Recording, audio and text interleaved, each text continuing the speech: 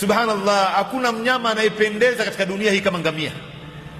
Ngamia anapendeza ya ajabu, na wallahi ukimuona ngamia unamkumbuka Mtume na unawakumbuka masahaba ridwanullah alaihim.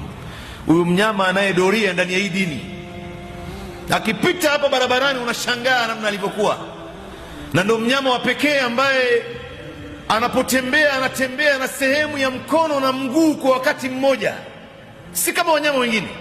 Wanyama wengine kama vile mfano paka ama vile mbuzi au ng'ombe au simba, akitupa mkono wa kulia na mguu wa kushoto anatupa, anaenda hivi, na akitupa mguu wa kushoto na mguu wa kulia, hivyo ndivyo anavyoenda. Hasa anaenda hivi.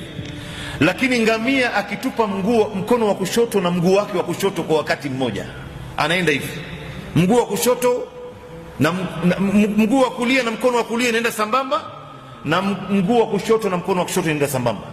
Subhanallah, ndio mnyama wa pekee huyo.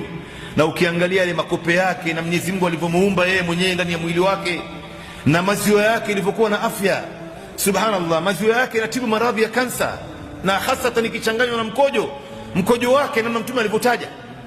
Ukichukua maziwa ya ngamia ukachanganya na mkojo ya ngamia, inatibu maradhi mengi duniani hapa.